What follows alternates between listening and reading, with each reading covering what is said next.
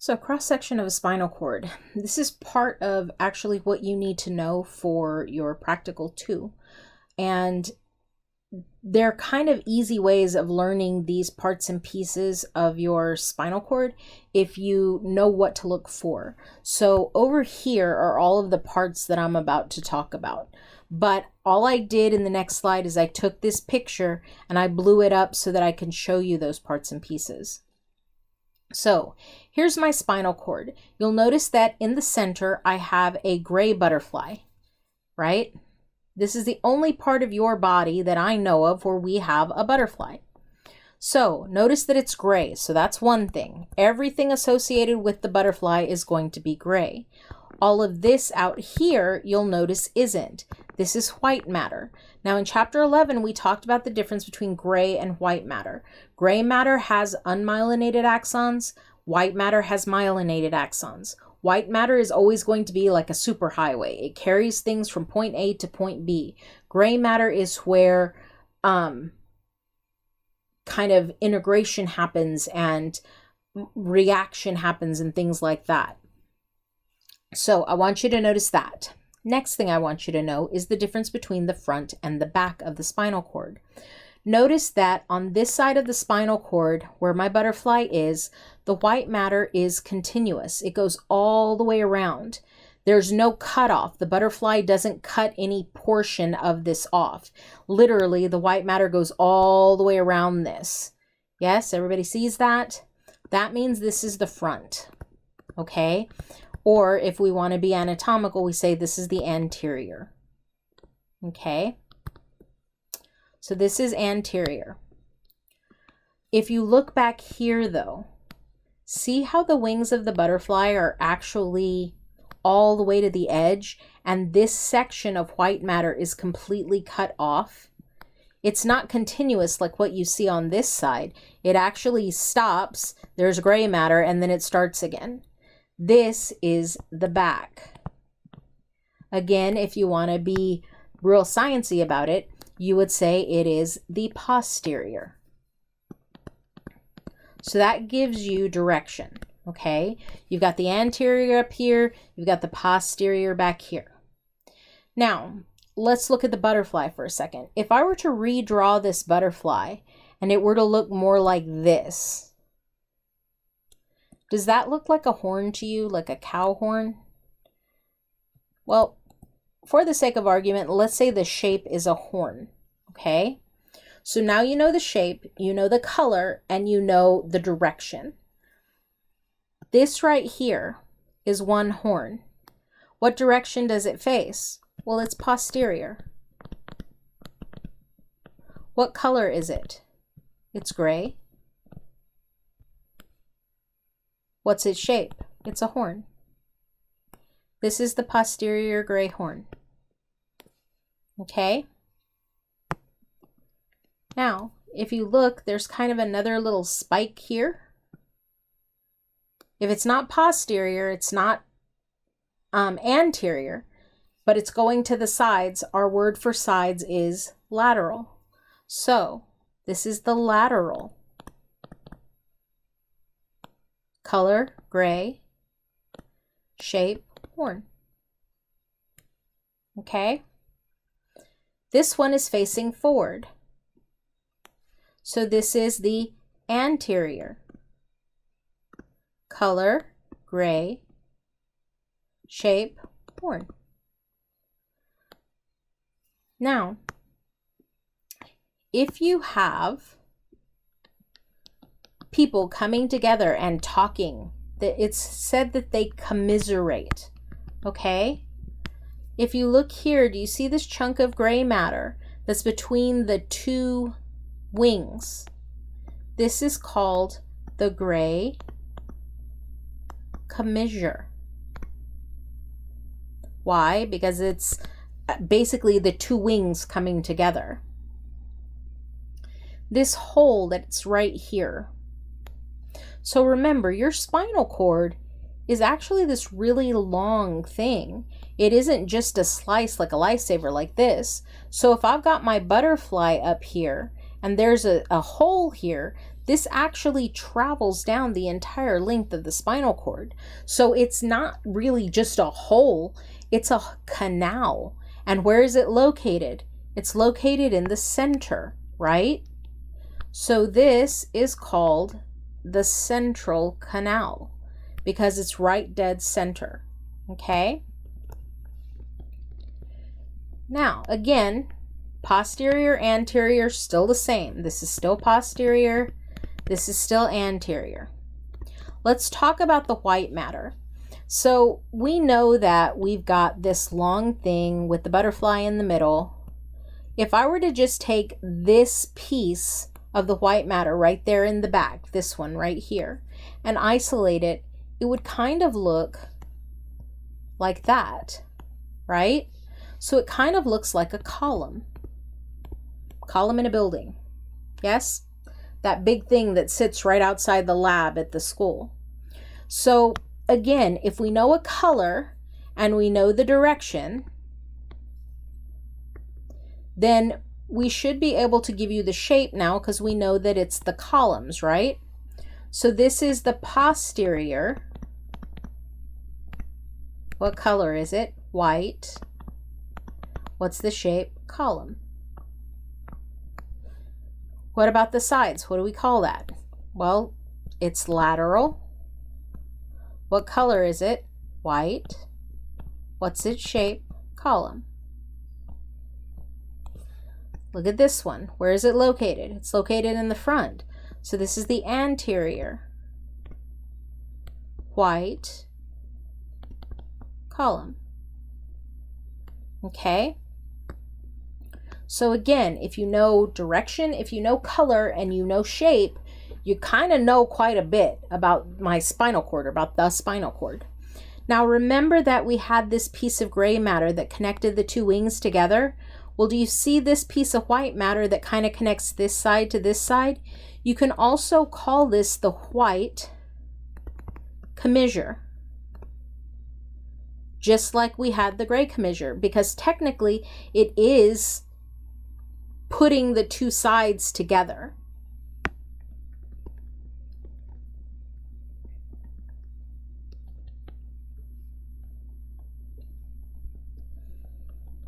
Now I want you to also notice that I have these kind of indentions in the back and then a really, really deep indention in the front. Well, what direction is this? This is anterior. Where is it located? Where's that crack located? Well, it's located dead center in the middle, so I can say median. And a really fancy way of saying crack is to call it a fissure. So this is the front middle crack. It's the anterior median fissure. Okay? In the back, I don't have as big of a crack. I more have kind of a fold. It's just kind of like a little fold there that you can see. Well, it's in the back, it's in the middle, so that's posterior median. But instead of calling it a fissure, because it really isn't, it's just kind of an indentation, we call it the sulcus. So that's the posterior median sulcus and the anterior median fissure. Okay?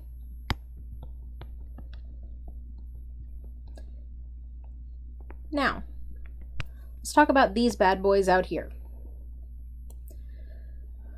So, what do you call things that grow out of the base of a tree? You call them the roots, right? Well, these are the roots coming off of your spinal cord, only I've got some itty bitty teeny tiny ones, I've got bigger, and I've got this big bulgy thing right here. Okay? So, direction.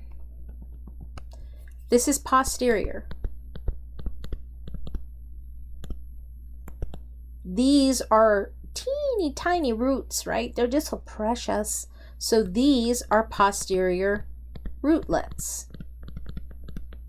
Because they're not really a root yet. They're still tiny, so they're rootlets, just like chiclets, the gum.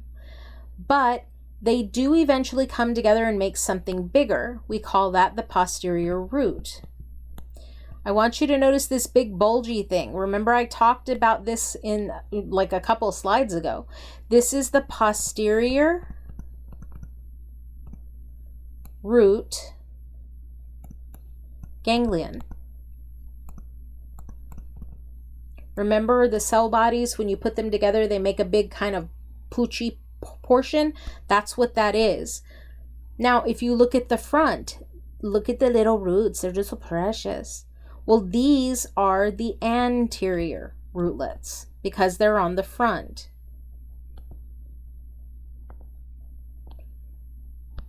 Okay? Notice that there is no big bulgy thing, so this is just the anterior root.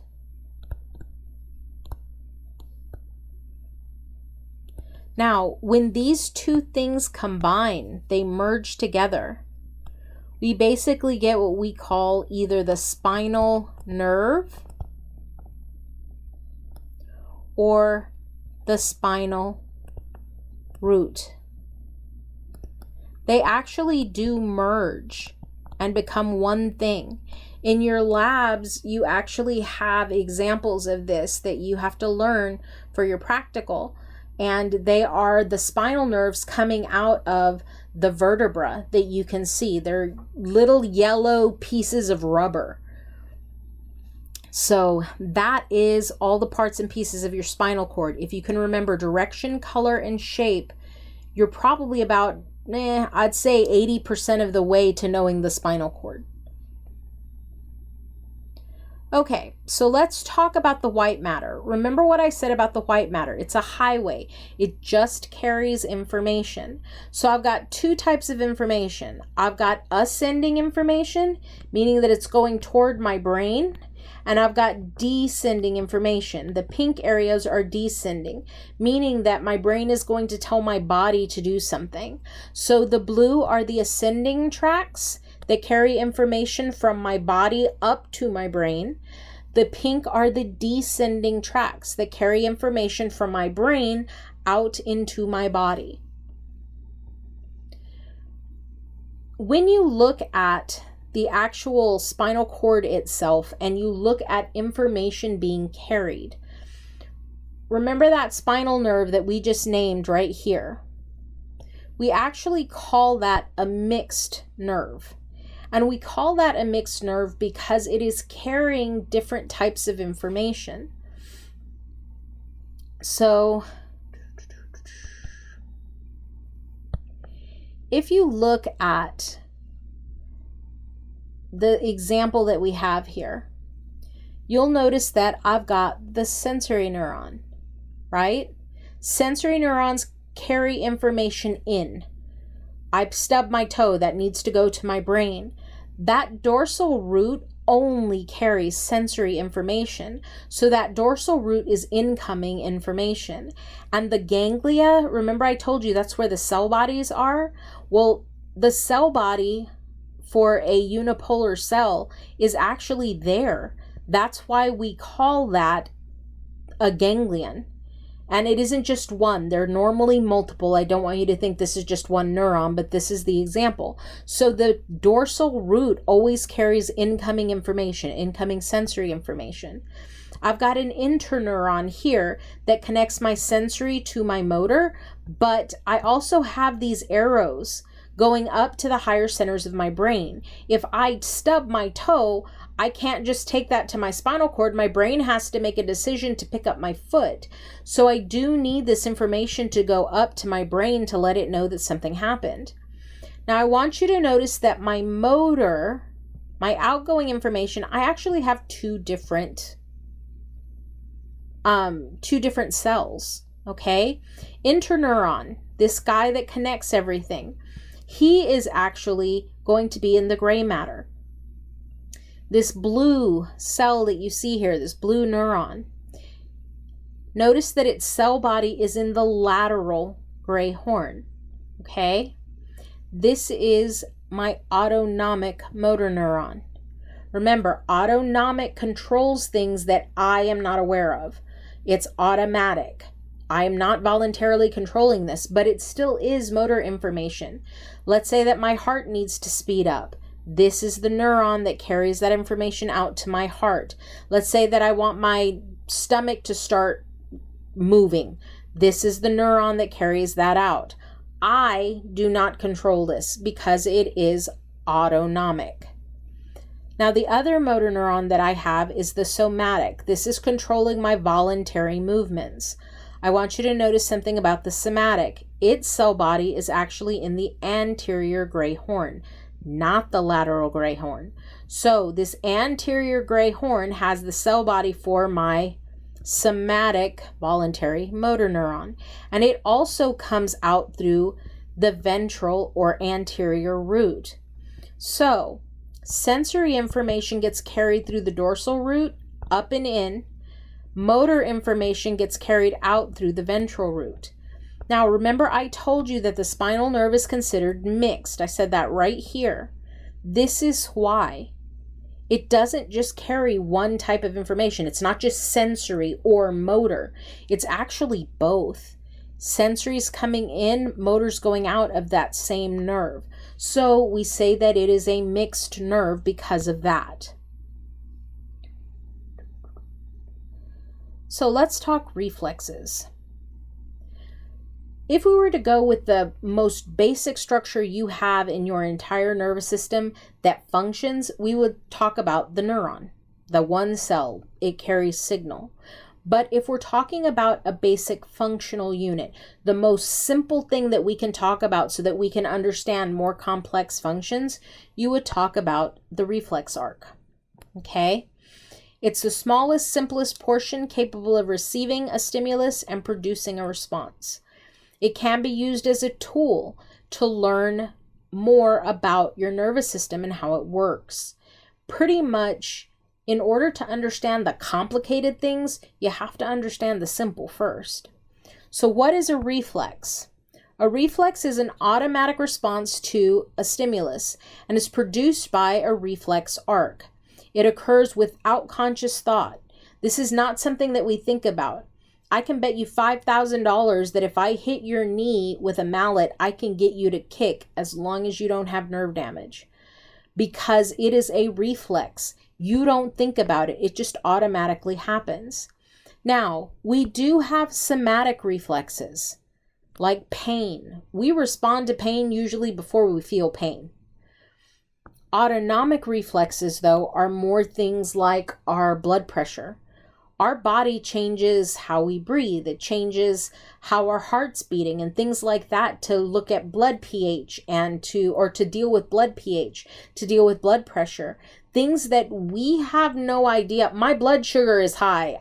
Let me release insulin. I don't know that. My body knows it, but I don't. That's an autonomic reflex. That's something that just automatically happens.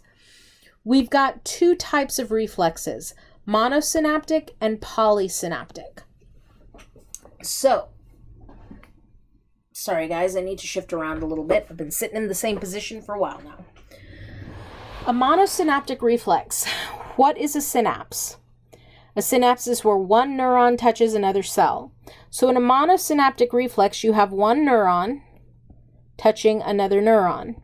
And there is only one synapse there. There is only one meeting of neurons. That's a monosynaptic reflex.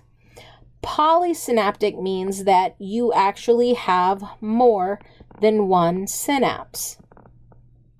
So if you look, this example actually has 3. Okay?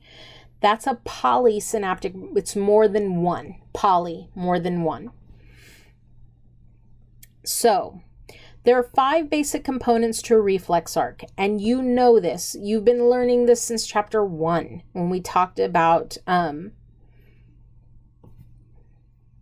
not reflex arcs, feedback systems. You've got your sensory receptor that picks up the signal, the stimulus. You've got the sensory neuron that carries the action potential to the central nervous system. You've got the interneuron that connects the sensory neuron to the motor. You've got the motor neuron that carries the action potential from my central nervous system out to the body. And you have the effector organ that actually carries out the action dictated by your central nervous system. So, where is it? Here's my sensory receptor. Let's say that something is burning my arm, and that's the sensory receptor. This is the little dude. This is the dude that is picking up the stimulus, okay? Then I use this sensory neuron. See the green neuron right here? Sensory neuron carries that action potential from where the stimulus first started up into my central nervous system. That is his job. He takes the signal this direction, okay? The interneuron, which is this little black neuron right here, okay, connects my sensory neuron up here to my motor neuron down here, okay? So the interneuron connects the sensory neuron to the motor neuron. Now the motor neuron, number 4. The motor neuron is responsible for, motor neuron is responsible for carrying the signal from my central nervous system out to my effector. So this is my motor neuron carrying that signal out.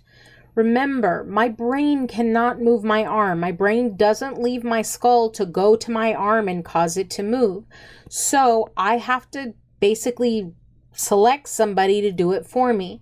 If my arm is getting burned, I want to move my arm. So the effector organ, the one that takes the action in this case, is going to be a piece of skeletal muscle in my arm that actually shifts my arm back because I'm in pain. So these are the 5 parts of a reflex arc. And the reflex arc, I told you in chapter 1, it would haunt you forever. I'm still talking about the reflex arc in chapter 21, and I think 20. So you need to know this, guys. If you don't understand this, you need to take the time so that you do. If I were to tell you, name and describe the 5 pieces of the reflex arc, you need to be able to do that.